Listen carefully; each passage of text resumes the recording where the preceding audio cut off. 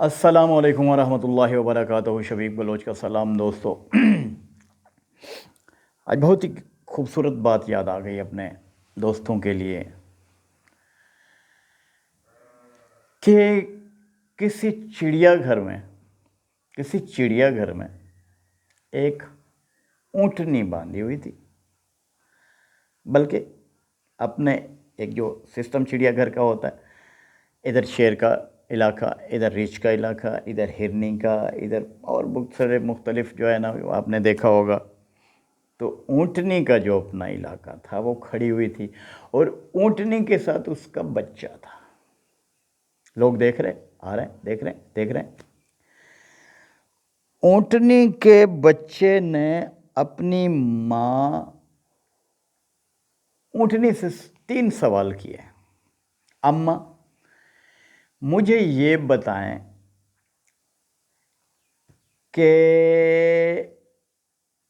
ہمارے جو یہ اوپر کوہان ہوتی ہے، یہاں پہ جو یہ گھوڑے کی نہیں ہوتی ہے، باقی جانوروں کی نہیں ہوتی ہے، ہماری اونٹنی کے جو کوہان ہوتی ہے، اوپر جو کب نکلا ہوتا ہے، یہ کیوں ہوتا ہے؟ یہ ایکسٹرا بوجھ اللہ تعالیٰ نے ہمارے پہ کیوں ڈالا؟ دوستو اونٹنی نے بڑا خوبصورت جواب دیا. اس نے کہا کہ بیٹا یہ کب جو ہے یہ کوئی بوجھ نہیں ہے. چونکہ اللہ تعالیٰ نے ہمیں ریگستان کے لیے پیدا کیا ہے، ریت والے علاقے کے ہم جہاز کہلاتے ہیں، اس سفر کے لیے اللہ تعالیٰ نے ہمیں پیدا کیا. تو جب ہم ریت میں دور تک چلتے ہیں اور وہاں پانی نہیں ہوتا ہے تو اللہ میاں نے ہمارے اس کب میں، اس کوہان میں ایک ایسی چربی رکھی ہے کہ وہ پگھل کے ہمیں پانی مہیا کرتی ہے اور ہم زیادہ زندہ رہ سکتے ہیں. اگر 15 16 17 دن تک بھی ہمیں پانی نہ ملے تو اللہ تعالیٰ نے ایسا نظام کیا کہ ہم جیت لیتے ہیں. اس نے کہا امی میرا دوسرا سوال ہے، یہ جو پاؤں ہیں یہ جو ہے نا ہر جانور کے اتنے بڑے نہیں ہوتے ہیں. ایک گھوڑے کے پاؤں دیکھیں آپ، جو ہے نا کسی جانور کے دیکھیں تو ہمارے اتنے موٹے موٹے جو ہے نا پاؤں، یہ اتنے پھیلے چوڑے کیوں ہوتے ہیں؟ تو اس نے کہا بیٹا ریت پہ چلنے کے لیے، تاکہ دھسے نہیں، سفر آسان ہو، تو اس لیے ہے. اس نے کہا ٹھیک ہے. تیسرا میرا سوال، یہ جو ہماری آنکھیں ہوتی ہیں نا، یہ جو ہماری آنکھیں ہیں، یہ ہماری آنکھیں جو ہے اس کے اوپر یہ جو پتلیاں ہوتی ہیں، یہ جو آبرو ہوتے ہیں، یہ جو آئی بروز ہوتے ہیں، یہ جو بال ہوتے ہیں، یہ اتنے بڑے گھنے ہمارے اونٹ کے یہ ہمارے کیوں ہوتے ہیں؟ تو اس نے کہا بیٹا یہ اس لیے ہوتے ہیں کہ جب ہم ریگستان میں چلیں اور طوفان آئے، ریت اڑے، تو ہم ایسے جب بند کر لیتے ہیں تو پھر ہمارا وہ آنکھ میں ریت نہیں پڑتی ہے. اس نے کہا امی جی جب اللہ تعالیٰ نے ہمیں کوہان دی کہ پانی کی پیاس پوری ہو،